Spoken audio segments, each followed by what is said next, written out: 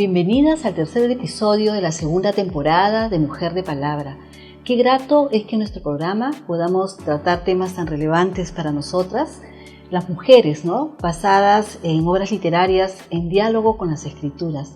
En esta oportunidad vamos a tratar un tema crucial acerca de nuestro origen y razón de nuestra existencia, reflexionando en una obra literaria de una escritora muy talentosa y reconocida como es Gioconda Belli, y su novela El infinito en la palma de la mano dará pie a un diálogo muy interesante. Y nos acompaña el día de hoy una invitada muy especial por la que siento un gran aprecio.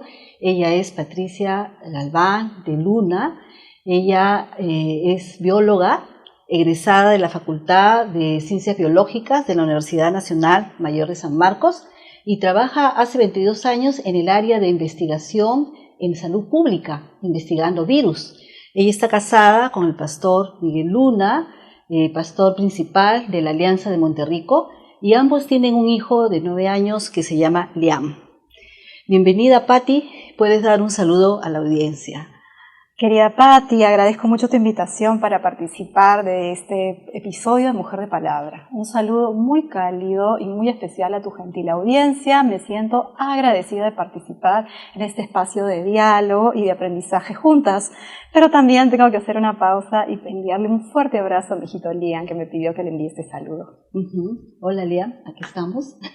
Y también estamos con toda nuestra audiencia de mujeres, Patti, es un gusto tenerte realmente en nuestro programa. Gracias por aceptar la invitación. Para comenzar, hoy hemos elegido un tema crucial, se podría decir, para la mujer, muy interesante para todas nosotras, la creación del hombre y la mujer y su relación con Dios. ¿Por qué es un tema relevante para nosotras el día de hoy? A mí me parece que este es un tema profundamente relevante porque precisamente vivimos en un tiempo de gran confusión en cuanto a nuestra identidad humana. ¿Qué significa ser persona, ser hombre, ser mujer? En medio de tantos discursos y filosofías muy populares, surge una pregunta inevitable. ¿Quiénes somos y dónde buscamos referencias sólidas de quiénes somos? Volviendo a la referencia de la fe cristiana, esa búsqueda nos lleva a nuestras raíces más profundas, aquello que fue dado al inicio, al principio. Ahí encontramos, como este libro lo menciona, también un tema muy relevante, pero un relato que más que antiguo nos muestra un sentido fundacional de nuestra existencia y nuestra vocación como mujeres. El Génesis, más que ser un libro remoto, es una memoria viva del sueño de Dios para la humanidad. Entonces, tanto así, en la misma línea de pensamiento, cuando a Jesús le preguntaron por qué Moisés habría permitido el divorcio, Jesús respondió apelando precisamente a ese origen y dijo lo siguiente: al principio no fue así. Con esa frase Jesús nos invita a volver al diseño inicial de Dios, a recuperar la intención primera que da forma al matrimonio y a la relación entre varón y mujer. Y en última instancia yo pienso que con este tema también podemos hacer uso de eso y volver a nuestra identidad más profunda. Claro, volver al Génesis, volver al inicio. Y qué hermosa manera de describir el Génesis has tenido, el primer libro de la Biblia. Has dicho que el Génesis no es solo un relato, sino la memoria viva de lo que Dios soñó para la humanidad, Y justamente ese relato ha generado otros relatos, como el que nos ocupa hoy en este día, Patti, yo creo que tú y yo somos admiradoras de la poesía de Gioconda Belli, Así es. Es una gran poeta, y quisiera que pudieras contar a nuestras amigas qué sabes de ella, cómo es que llegaste a su poesía, cómo es que llegaste a su narrativa, cómo llegaste a conocer su obra y por qué la admiras.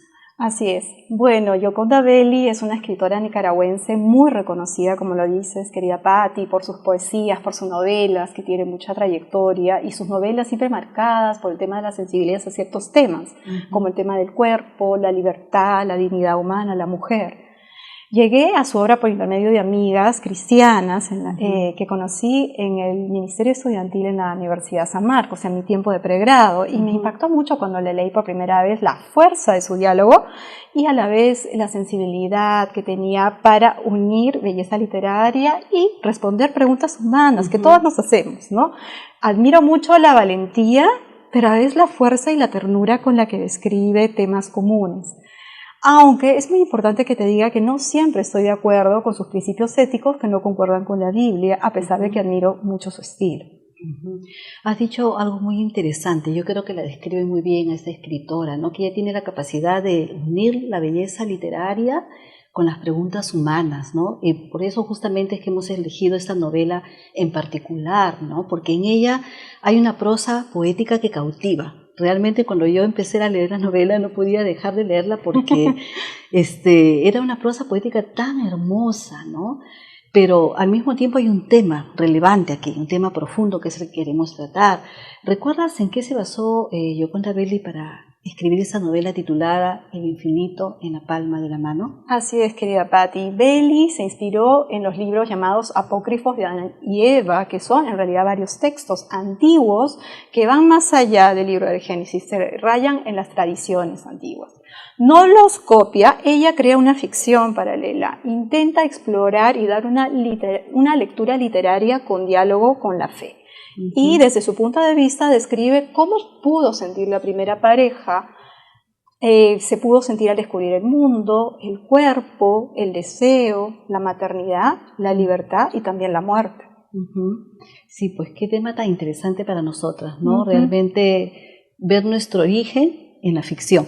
¿no? Así es. De alguna forma ver nuestro origen en la ficción, ¿no? De alguna forma ella se basó en una acuciosa investigación de otros textos, como tú estás diciendo, ¿no? Por eso es que ella escribe algo muy interesante en su introducción. Así es, justo este es el libro y quiero darte lectura a una parte de la introducción y ella dice precisamente que esta pues es una ficción basada en las muchas ficciones, interpretaciones y reinterpretaciones que alrededor de nuestro origen han tejido la humanidad desde tiempos inmemoriales. Una ficción, dice, basada en otras ficciones, pero también obviamente debe haber dado un repaso a las escrituras, aunque no siempre su novela coincide con el relato escritural, ¿verdad? ¿Qué opinas sobre ese intento de Gioconda, una escritora tan talentosa, de esbozar su propia versión de la creación de la humanidad, ¿no? Tal vez es porque todos necesitamos volver a nuestro origen. Así es, Paticita. Me parece un gesto literario profundamente humano. Con ello ella abre una ventana emocional para mostrarnos a una humanidad poscaída que nació entre el asombro, la fragilidad y la búsqueda del sentido de la vida también. Y ella aprovecha estos espacios para elaborar su obra, pero ojo que no está muy interesada en ajustarse a la lectura y a la correcta interpretación bíblica, ¿no? Tienes mucha razón con ese intento de volver a nuestro origen. Ojo que volver al origen no es necesariamente regresar al pasado, sino recuperar una pregunta básica y fundamental. ¿Quién soy y para qué estoy aquí en esta tierra, ¿no? Y la novela nos invita a mirar nuestra propia vida con ojos nuevos, como si todo fuera descubierto por primera vez, así como Adán en el primer capítulo. Sí, pues. O sea, la pregunta fundamental es entonces, ¿quién soy y para qué estoy yo aquí, verdad? Un tema cautivante, poder inquirir sobre nuestro origen, tratando de entender, tal vez Gioconda, su propia búsqueda o la búsqueda de la humanidad en sus personajes Adán y Eva. Patti, ¿en qué época de tu vida te hiciste tú esta pregunta, tal vez fundamental, ¿no? ¿Quién soy? ¿Por qué existo? ¿Dónde encontraste la respuesta? Bueno, desde muy temprana edad tuve preguntas sobre mi origen, dudas que todo niño tiene, ¿no? Y que mis padres supieron despejar con alegría y sus respuestas llenaron mi corazón. Me sentí muy tranquila al respecto. Pero no fue sino hasta la adolescencia que me hice preguntas sobre el tema del propósito de mi vida. Preguntas más existenciales, que a pesar de que todavía no cumplía los 15 años, me llenaban de mucho temor, de mucha incertidumbre y preocupaciones, a pesar de que era bastante joven. Pero mi madre fue quien tuvo mucha paciencia, fue mi maestra en la fe de Jesucristo. Hizo todos los esfuerzos para que yo estuviera en un espacio donde comprendiera el plan eterno que Dios tenía para mi vida. Asimismo, en un corto tiempo, al principio como adolescente, obviamente, como toda adolescente rebelde, no quise escucharla mucho, pero fue inevitable un tiempo después que con la paciencia mi familia en la fe y gestos concretos y pequeños de amor hacia mí, me entendiera, leyendo también la Biblia, que Dios tenía un plan perfecto para mi vida. Y era restaurar esa imagen suya, esa imagen de Dios amoroso, no indiferente, que yo había sentido por temas en la niñez que había vivido. Y al hacerlo, poner a Jesucristo como el centro de todo, empezó realmente a dar sentido para mí en ese momento. Encontré el sentido de la vida. Qué bueno, ¿no? Pero qué bueno que tú tuviste esa guía familiar, ¿no? Y de repente nuestras amigas que nos están escuchando pueden tomar conciencia de la importancia que tienen de orientar a sus niños, a sus adolescentes, a sus jóvenes en este tema tan importante, ¿no? De quién soy, para qué estoy aquí, por qué existo, ¿no? Ahora, Gioconda enfatiza que Adán y Eva fueron creados por Dios, entre comillas, supuestamente directamente por Dios, pero no lo ven, no lo escuchan, no lo sienten. Dios solamente en la novela es una presencia que se presiente, ¿no? La novela dice así, de Adán dice, y fue súbitamente de no ser a ser consciente de que era. Abrió los ojos, se tocó y supo que era un hombre, sin saber cómo lo sabía. Vio el jardín y se sintió visto. Miró a todos lados esperando ver a otro como él. Y de Eva se dice que ella decidió buscarlo. También se había sentido observada, dijo, como había una presencia ahí que las observaba, ¿no? Tendrían que subir tal vez a los lugares altos y quizá allí lo encontraría, ¿no? Dios es una presencia que se presiente pero no lo ven, ¿no? Es decir, ni bien fueron creados, buscaron a su creador, pero no lo encontraron. ¿Qué opinas, Patti, de esa perspectiva de Gioconda? Bueno, en la novela tienes mucha razón, Patti. Se nota que Adán y Eva buscan la presencia de Dios, pero no la encuentran. La anhelan, pero Dios se les presenta difuso. Ellos se sienten observados por Él, pero Él es ausente. Entonces, Gioconda, pienso, da un intento de expresar esa angustia existencial que ambos y que el ser humano tiene, que experimentan todos los seres humanos en búsqueda del sentido de la vida o el norte de sus vidas. Claro, tú has dado con la clave, ¿no? Se trata de una angustia existencial en los personajes, pero que se puede trasladar a nuestra realidad, tener algún tipo de angustia existencial si no tenemos las respuestas concretas que necesitamos para nuestra vida, ¿no? Querida amiga, queridas amigas, ¿de qué manera estás buscando hoy a tu Creador?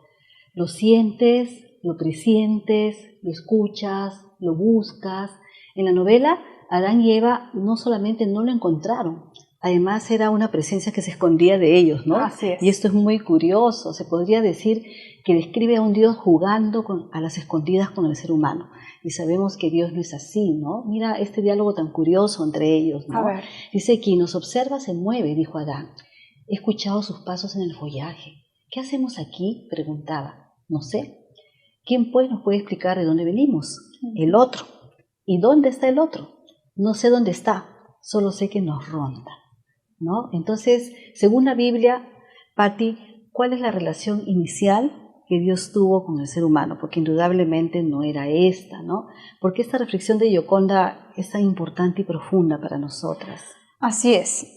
Según la Biblia, realmente Dios tiene una relación inicial en el Génesis cercana, confiada y muy dialogante entre Dios y el hombre. El Génesis nos dice que Dios caminaba con el hombre, que Dios lo llamaba por su nombre, que le da un lugar en la creación y además lo invita a participar del cuidado de esta.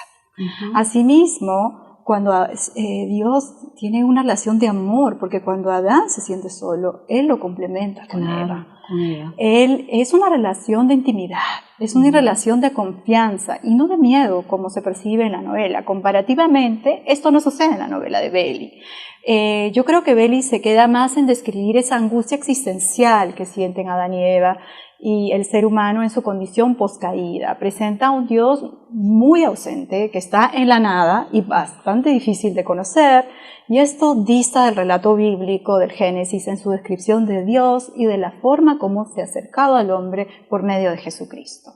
La reflexión de Gioconda sí me parece muy importante, porque nos sitúa en la humanidad de Adán y Eva. No los trata como símbolos abstractos, sino como personas reales. Claro, como seres humanos, ¿no? Así es, que dudan, que aman, que sienten, que se equivocan, que experimentan el dolor. Y esto nos permite ver nuestra propia historia reflejada en la historia de ellos. Sí, pues, pero algo que tú estás diciendo que es muy, muy importante encontrarse con las escrituras, es que en la novela Dios no los busca ni se les revela, ¿no? Cuando no es así, ¿no? Y esto produce en ellos esa angustia y esa soledad, ¿no? Quisiera citar otro párrafo de la novela que dice así: quien nos ve evita ser visto, se protegerá de esa manera, pero debemos encontrarlo. Adán, debemos saber por qué nos observa, qué es lo que espera que hagamos, ¿no? No tenían respuesta, se podría decir. Entonces Dios es mencionado como el otro. Eso es algo muy peculiar, y solo se comunica en breves susurros dentro de su interior de ellos, ¿no? Como que lo presienten en sus pechos como una voz interior, y ellos sienten así, ¿no? Que la mirada del otro está constantemente asediándolos, ¿no? Eva dice, la mirada del otro constantemente asediándome, ¿no? Asediándonos. ¿Crees que, Patti, que en la actualidad permanezcan algunas mujeres un concepto que Dios está al acecho, asediándonos, vigilándonos, aguardando cautelosamente para en cualquier momento de repente castigarnos? Bueno, sí creo que lamentablemente esa imagen todavía persiste y es muy popular, porque muchas mujeres han recibido un concepto del Dios castigador, juez implacable, que está al acecho de los pecados y los errores de los seres humanos, y esto puede crear una espiritualidad basada en el temor, en el miedo. Por ejemplo, las abuelitas solían decir, papá Diosito te va a castigar, ¿no? Por eso que estás haciendo. Era una frase muy común en nuestra niñez, ¿no? Y esa visión deja heridas profundas que a veces se hicieron sin querer, ¿no? Y además la novela también hace referencia, precisamente te das cuenta que de ahí también parte, ¿no? De esa forma de pensar, un Dios desentendido, alejado, difícil de conocer, y además que hasta siente aburrimiento de su creación. Sí, ¿no? Esa es la visión que tiene Gioconda en su novela, ¿no? Y qué curioso, resulta que frente a esto hay un contraste, ¿no? Que en la novela el diablo sí se da a conocer, sí se acerca al ser humano, se muestra más cercano, ellos sí lo pueden ver, escuchar en la forma de la serpiente, ¿no? Que dialoga con ellos y que de alguna manera los confunde y hasta se divierte con ellos, ¿no? Confundiéndolos un poco, ¿no? Esta les revela que Elohim, así llama Dios, es quien nos ha creado y se desentendió de ellos y le transmite la idea de un Dios aburrido. Dice, la serpiente dice así, ¿no? Hoy está descansando, después se aburrirá, no sabrá qué hacer de nuevo y seré yo quien tenga que apaciguarlo. Así ha sido desde la eternidad, dice, ¿no? O sea, el diablo es el que ha estado allí apaciguando a Dios. Constelación tras constelación, dice, las crea y luego las olvida. Ahora vemos que aquí Gioconda introduce un concepto del Dios relojero, ¿no? Una metáfora filosófica dentro del deísmo, que fue un movimiento intelectual en los siglos XVII y XVIII, ¿no? ¿En qué consistía? Se imagina un relojero que construye un reloj perfecto, lo diseña, lo arma, le da cuerda y luego lo deja funcionar solo, sin intervenir nunca más. Según esa idea, Dios sería como ese relojero, ¿no? Crea el universo, establece sus leyes naturales, físicas, morales, le da el impulso inicial y después no interviene más en su funcionamiento. O sea, no hay milagros, no hay intervención divina, Dios no cambia el curso de los acontecimientos ni responde tampoco oraciones, ¿no? Entonces todo eso sucede según las leyes naturales ya establecidas. Ese Dios relojero me parece que es el que Gioconda está proponiendo en su novela. Patti, ¿consideras que algunas mujeres sin saberlo han adoptado esa filosofía y piensan que Dios realmente no interviene en sus vidas? Sí, Patti, totalmente de acuerdo. Muchas mujeres han adoptado la idea de un Dios lejano, indiferente, que no tiene intención de relacionarse con ellas en absoluto. A veces por experiencias de dolor, otras por experiencias negativas, una niñez con mucha fragmentación, a veces un sentimiento de orfandad, de abandono. Claro, sin darse cuenta, adoptan también la idea de un Dios indiferente.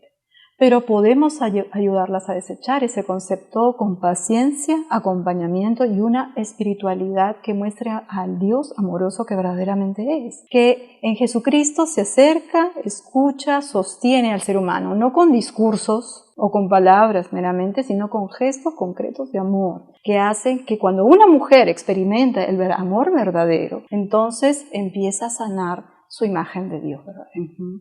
Y justamente es lo que queremos lograr con este programa, retar las amadas mujeres a que ustedes busquen a ese Dios verdadero, porque queremos afianzar y estar seguras que Dios sí anhela relacionarse con nosotras, ¿no? Dios es cercano, como ha dicho Patti, participa activamente en nuestras historias personales y en la historia de la humanidad. Mira que Gioconda utiliza una bella metáfora para dar el título a su novela, ¿no? Lo llama El infinito en la palma de la mano, ¿no? Y las escrituras aluden a esa mano, a esa palma de Dios, justamente para darnos la seguridad que Él nos ama y sostiene nuestra vida. En Isaías 49:16, Él expresa el amor, el cuidado y la protección incondicional de Dios hacia su pueblo y hacia cada una de nosotras.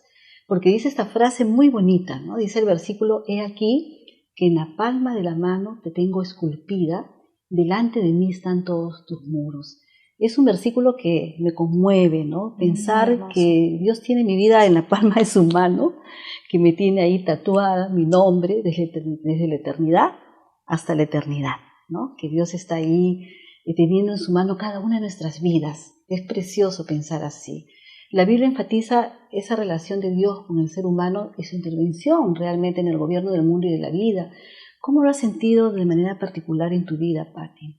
Bueno, la Biblia, como lo has dicho, muestra un Dios que no abandona su creación, sino que la llama, la corrige, la consuela, la libera, la restaura. No la controla como un tirano, tampoco se desentiende de ella. Su intervención es siempre restaurar y dar vida. Y en mi caso, creo que sí, en algún momento, querida Patti, he vivido el sentimiento de considerar a Dios lejano. Así. Porque en algún momento, sobre todo cuando era adolescente, por mis fuertes experiencias de dolor en la niñez, había tenido ese sentimiento de orfandad que ya mencioné, momentos difíciles de olvidar. Sin embargo, es precisamente en ese contexto de dolor que Jesucristo llega a nuestro hogar como nuestro Salvador. Y me di cuenta que estaba equivocada, que Dios siempre estuvo cerca y que nuestro dolor no le era indiferente.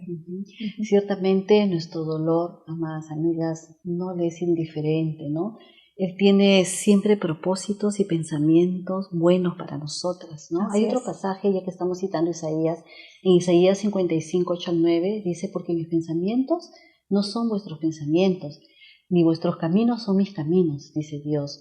Como son más altos los cielos que la tierra, así mis caminos son más altos que vuestros caminos y mis pensamientos más que vuestros pensamientos. Es decir, nos creó para tener una relación de padre a hija, ¿no? Él quiere esa cercanía, esa comunión, y tiene propósitos eternos y maravillosos para cada una de nosotras. Eso nos debe alegrar.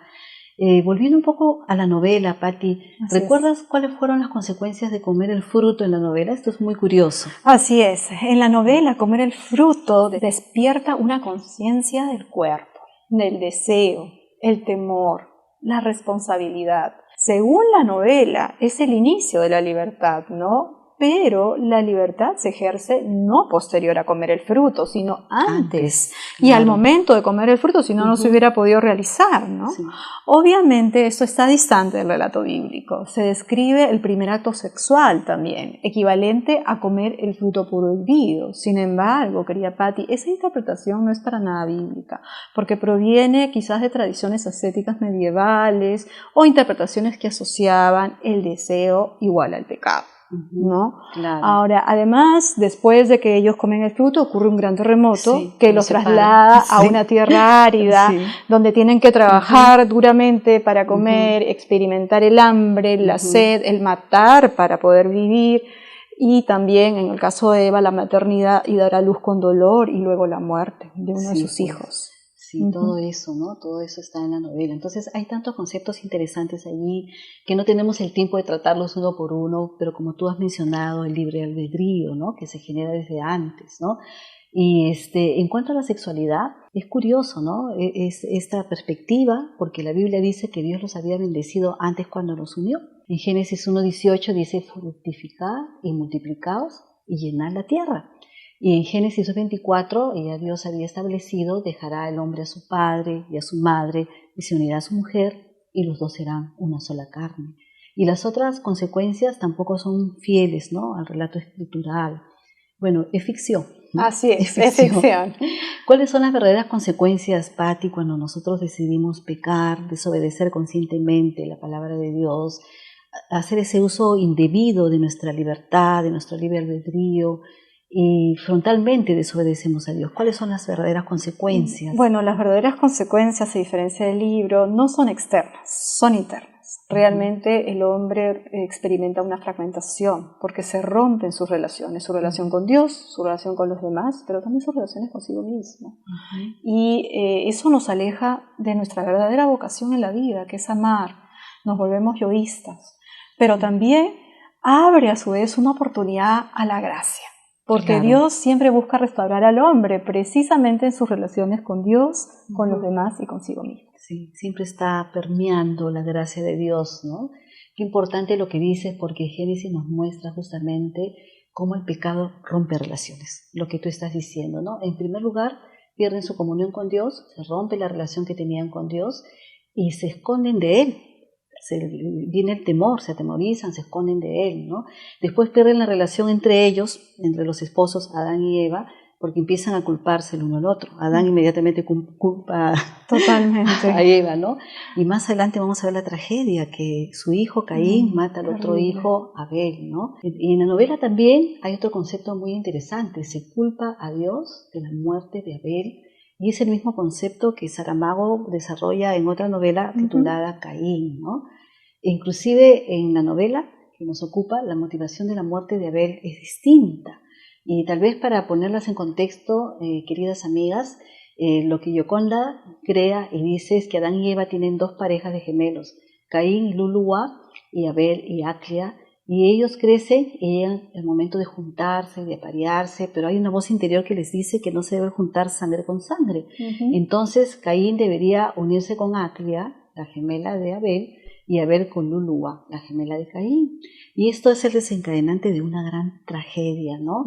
Ya que Caín y Luluá están enamorados. Entonces Caín, en la novela, mata a Abel por celos, ya que su padre le había anunciado que Luluá no sería para él, sino Así es. para Abel, ¿no?